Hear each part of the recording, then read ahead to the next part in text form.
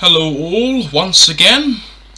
Here I am with yet another video talking about my time in the International Marxist Tendency, or Socialist Appeal, which is the British section of the organisation.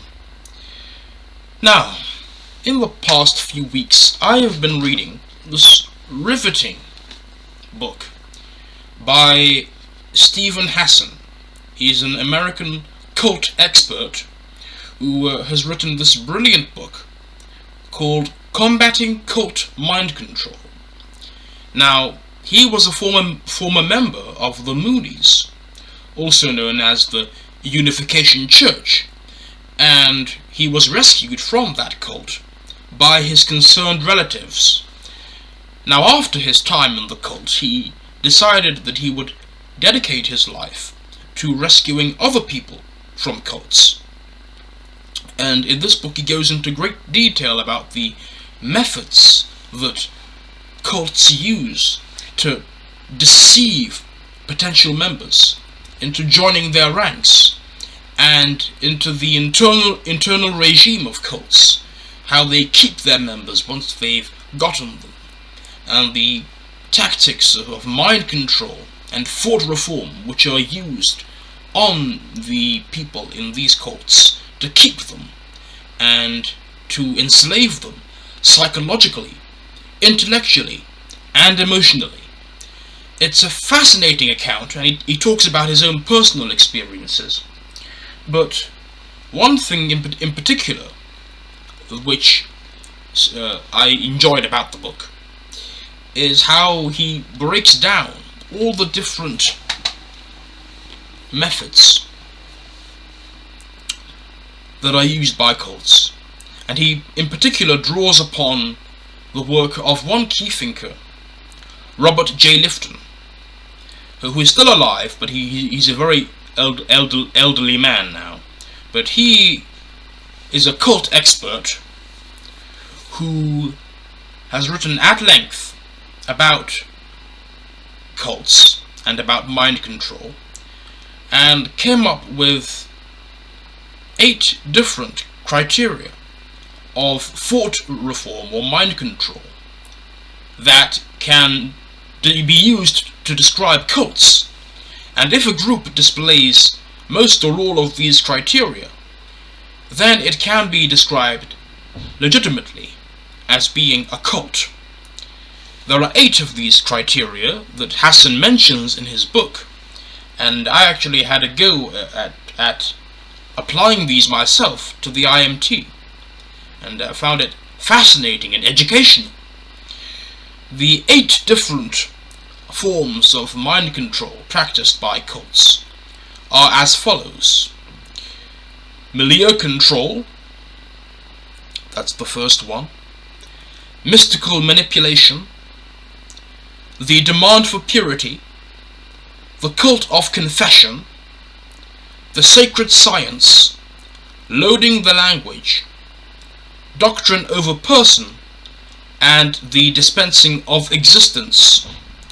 And I will go into each of these different forms of mind control one by one, and I will describe and explain how these apply to the International Marxist Tendency, drawing of course on my own personal experiences. First of all, there's Milia Control. Now, what is Milia Control? Well, Milia Control basically refers to the attempt by the cult to control the environment of a person, whether that be a potential recruit or someone who ends up joining the organization. And it's all geared at cutting off the member, the cult member or cult recruit, from the outside world, and ensuring that they are only able to relate to people who are already in the cult. Now, this took many different forms in the IMT.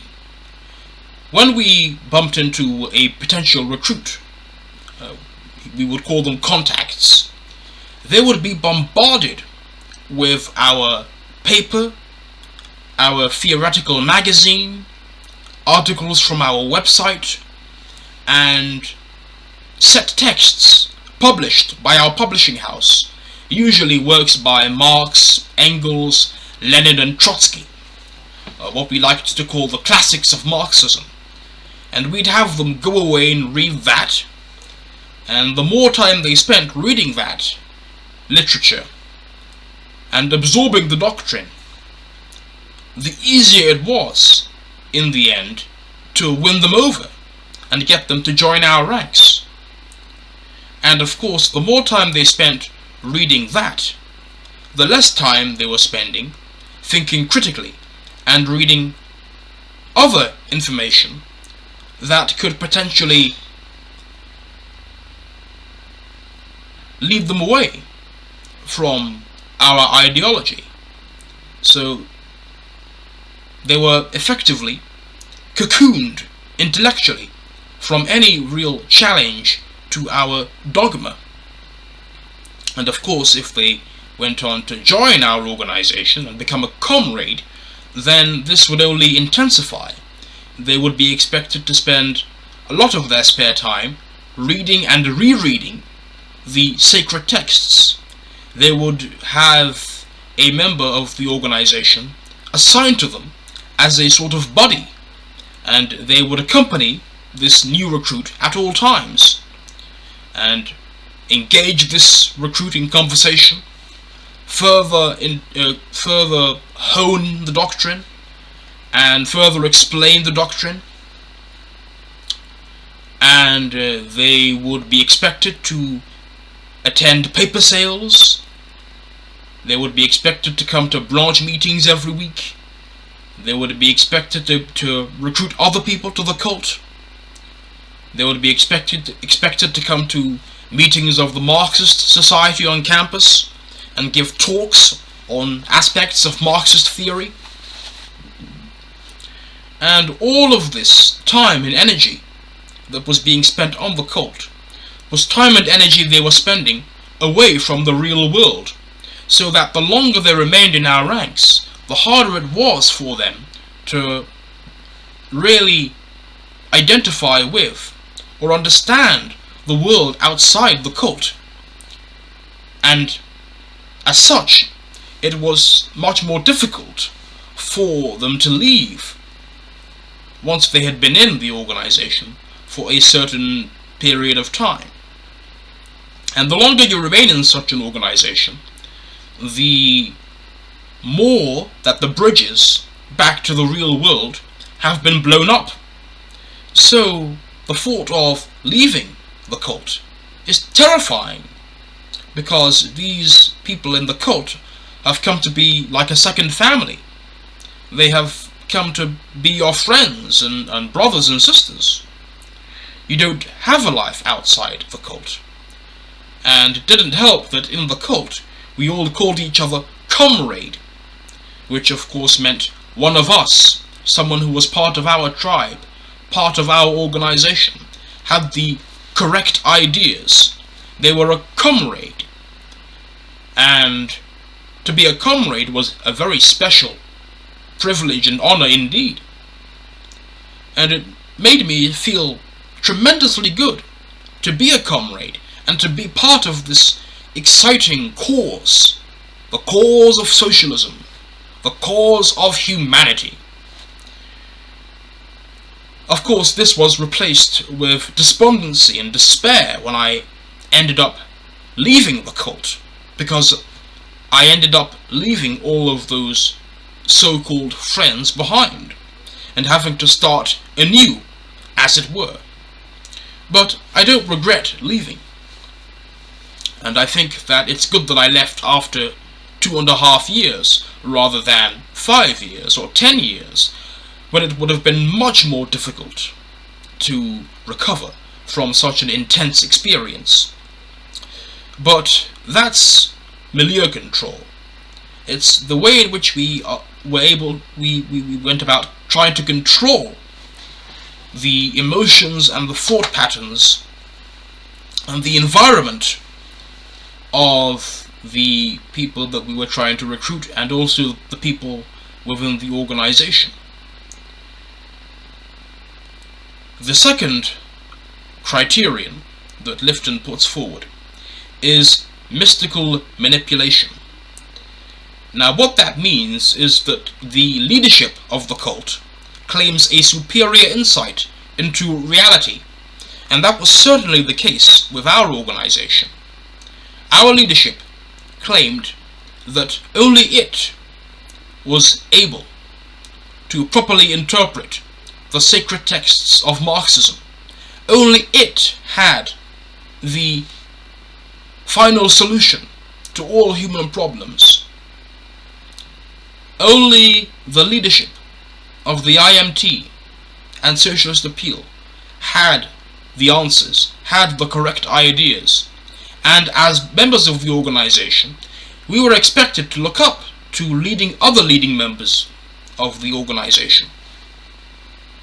Full-timers, for example, as these sort of semi-divine figures who had absorbed the doctrine and had the correct answers to all possible human problems of science, philosophy, politics, history, etc.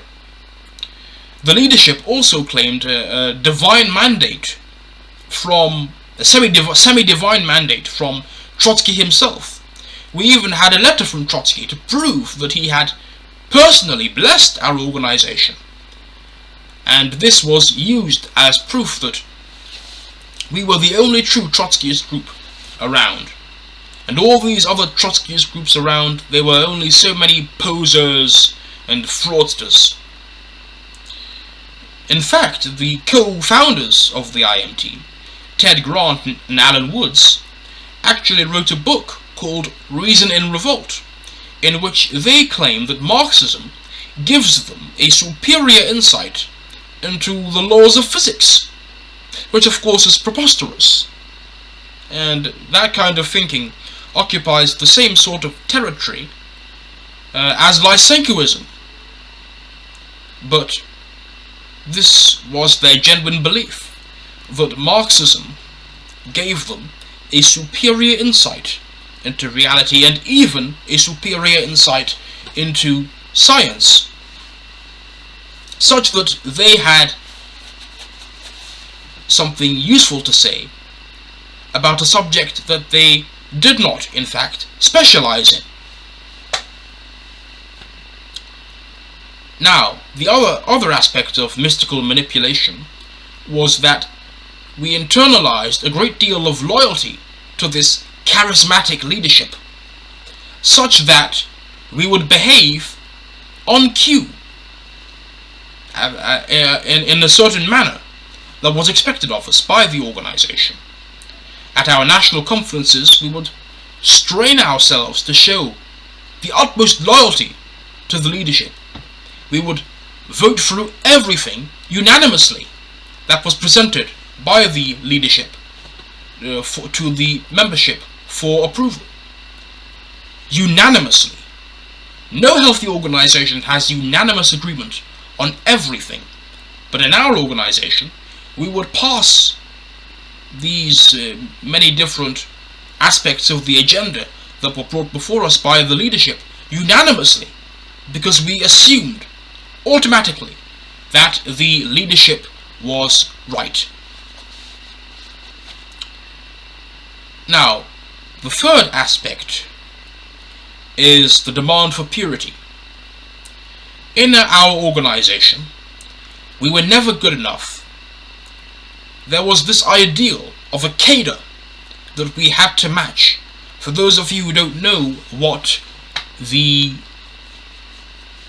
cader ideal is, or what a cader is basically a term used to describe a trained professional, usually a member of the army, or a set of trained professionals who can train other people to become soldiers and even officers within the armed forces. and we saw ourselves as being the future officers of a revolutionary army. So the whole point of cader training was to build us up, train us to the point where we could lead a revolutionary army into battle. Now, a cader had to be loyal, disciplined, have a high knowledge of Marxist theory, but also be amenable to criticism, harsh criticism, and discipline from the leadership, at the same time as being independent-minded enough to be able to interpret Marxist theory and come to the correct conclusions independently. But how was this possible? How was it possible to simultaneously show the highest level of discipline to the leadership and to the whims of the leadership, and at the same time be independent-minded enough to use Marxist theory to understand the world? We couldn't be both extremely loyal and disciplined and independent-minded. Of course, in practice, what this meant was that the caders would always end up being clones, effectively. Clones of the leadership, doing what they were told. Obedient fools. Mindless conformity took the place of critical thinking and skepticism. But that's what it meant to be a cader. To be a cader meant having to measure up to a certain ideal. As Marxist caders in the organization, it was also expected that we would always be optimistic all the time. We could not give in to any pessimism or doubt or skepticism. We had to be optimistic all the time, because the promised land of socialism was on the horizon. And I would often feel guilt and shame for not fully measuring up to this ideal of this super optimistic cader that we were all expected to be. I also felt guilt at my reactionary past, and was even told when I joined the organization that that Friedrich Nietzsche, a philosopher that I was very into, was a reactionary, and that therefore I should stop reading him because he was corrupting. I should read good Marxists like Marx, Engels, Lenin and Trotsky, and not read reactionaries like Nietzsche and Hitchens. They would only lead me astray. But that was the whole idea behind the demand for purity. We were expected to spend all our time reading and rereading a few set texts, a set canon given us from on high by the Central Committee, and absorb the doctrine and cleanse ourselves of reactionary thoughts and reactionary prejudices. Now, the fourth aspect of Lifton's mind control criteria is the cult of confession. In the organization, comrades were encouraged to come forward with their shortcomings and with their mistakes and openly admit to them and promise to do better. And that was certainly the case with myself.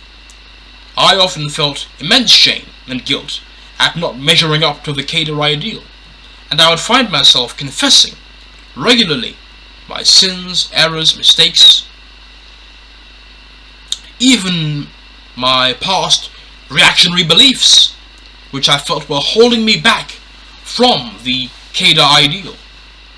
Of course, this cult of confession, which most cults have, is designed in such a way that the leadership and even your peers in the organization can simply use this against you. Even the slightest errors or mistakes will be filed away, will be recorded, and if you get on the wrong side of the leadership, then these errors and sins and heresies of the past, these mistakes of the past, will be used against you.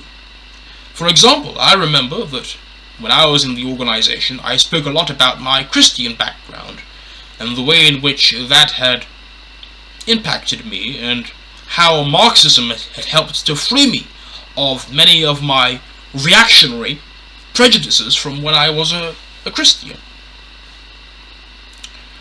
And needless to say, when I left the organization, one member of the cult he accused me publicly on Facebook of slipping back into my Christian ways by abandoning the organization. Now, this was pretty rich from someone who was a member of a millenarian cult which worships a dead Jew, Trotsky, and quotes his writings like Holy Writ, like Holy Scripture, and moreover is led by a man, Alan Woods, who is very fond of quoting the Bible. Now, why is it that I am the one who is suffering from suppressed religious feelings when I leave the organization, but the people in the cult, the people who believe in all of this millenarian nonsense about remaking the world in a glorious socialist revolution, how come they are the ones who aren't bearing the torment of this religious mysticism, this millenarian idealism? Why am I the one who is suffering from religious mysticism? And that's absurd, and that's utterly hypocritical, but also deeply ironic, and it goes to show the mentality of the average cult member. The fifth aspect of Lifton's criteria of mind control is the sacred science. Now, the sacred science is basically the idea that the ideology of the cult is scientific, and that it explains everything about the world. It explains all phenomena, all known phenomena. Reality can only be understood through the prism of this sacred science of the cult, and it is a belief held by Scientologists, by Jehovah's Witnesses, and by many others. And so many of these cults claim that their ideology is scientific, when it is usually the exact opposite. But that was certainly the case with the IMT. We held to a very rigid interpretation of Marxism, which had at its center dialectical materialism, which, for those of you who don't know, I'm not going to go into great detail in this video. It's basically a lot of mumbo-jumbo, a lot of banal nonsense, banal observations, common sense observations like everything changes, nothing stays the same, etc. Vague generalities which can be used to explain or justify anything and everything. But we believed that this paradigm of dialectics, this schema that we had of dialectical materialism, could explain everything about the world. It could explain history, politics, philosophy, economics, physics, biology, chemistry, you name it. Only our sacred science held the answers, and it had the truth, the final solution to everything. And if you actually read the articles that we had on the website, and you can still go on the website of the International Marxist Tendency and read it for yourself. On so many of our articles, we would say at the end that the only solution to whatever crisis the article was discussing, or whatever issue was being discussed, was socialism. Socialism was the solution to everything, and only our organization, which had the correct ideas, and which alone had the correct interpretation of Marxism as the sacred science could in fact bring socialism about. It actually reminds me of a slogan that the Muslim Brotherhood had: Islam is the solution. Well, our slogan was socialism is the solution, and only Marxism will get us to socialism, and only our organization has the true interpretation of Marxism, and it can explain everything about the world. The sixth aspect of Lifton's mind control criteria is loading the language. All cults have their own special vocabulary, which only serves to create a sense of distance from the outside world, and creates an environment in which the cult members can only relate to one another.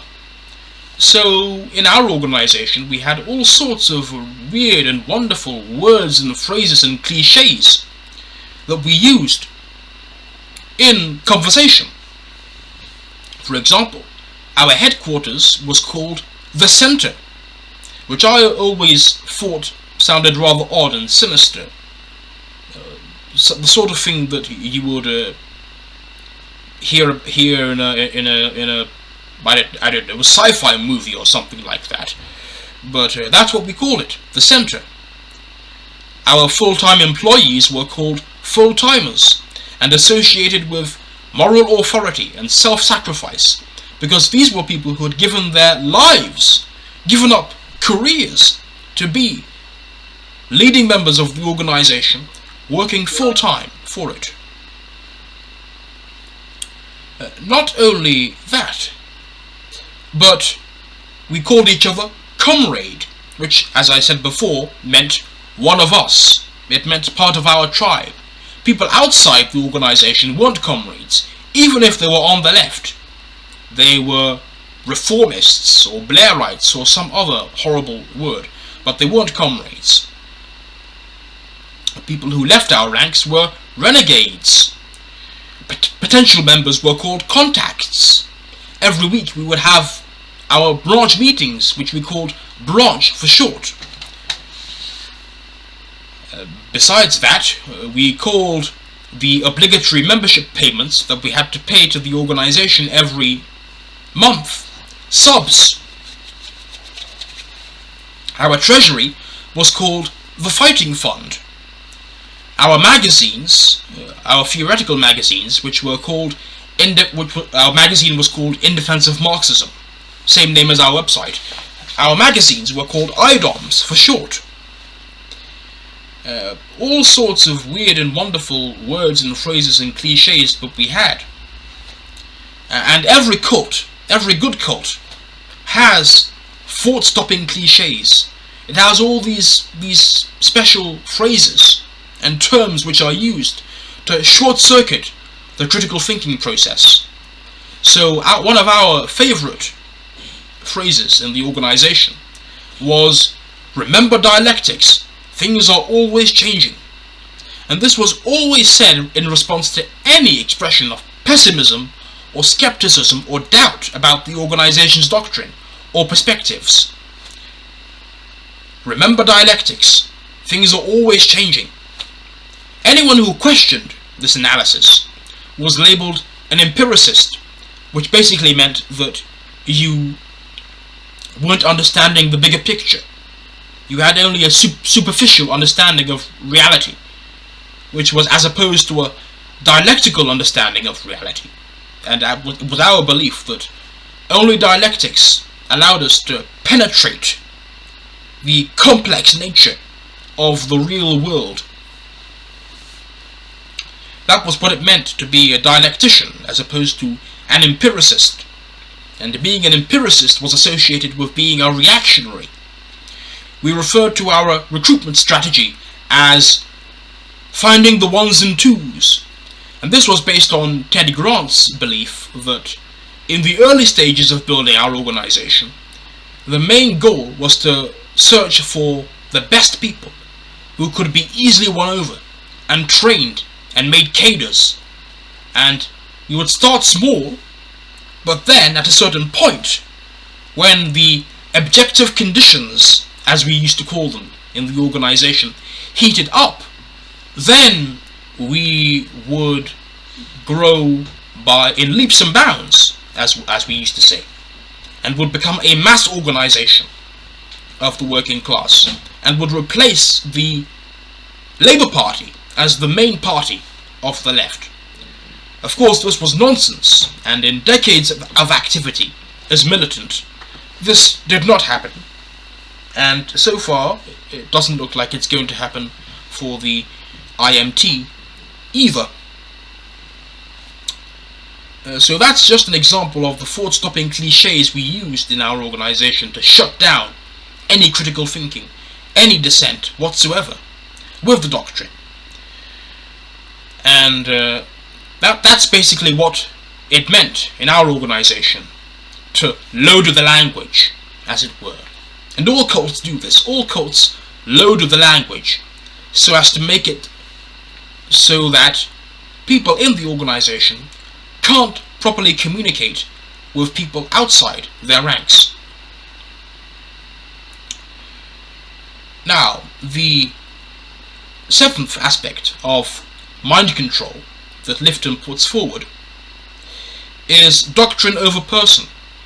What this means is that if the doctrine says X, but if you as a cult member experience something different from that, then the doctrine is always correct, and the problem is you. So, in the organization, we were expected to be optimistic all the time, because it was believed that socialism was on the horizon, that we had the correct ideas, that we would one day lead the masses in a seizure of power. Yes, there will be setbacks, yes, there will be defeats, but we believed that ultimately we would triumph. And so, to give in to any despair or pessimism at any point in time was strictly forbidden for us as Marxists. So, if I ever experienced pessimism in the organization, I was shamed and made to feel bad, and I was told that my feelings of pessimism and skepticism were invalid because the doctrine said that victory was assured. So there was no reason for you to feel that way. The doctrine was correct. You were the problem. The problem was your reactionary, petty bourgeois nature. The problem was not with the doctrine. Even if our perspectives were falsified, as they were again and again throughout the years. I mean, the perspectives of the IMT and militant were falsified again and again. But even if they were falsified, the organization would never admit that its perspectives were wrong.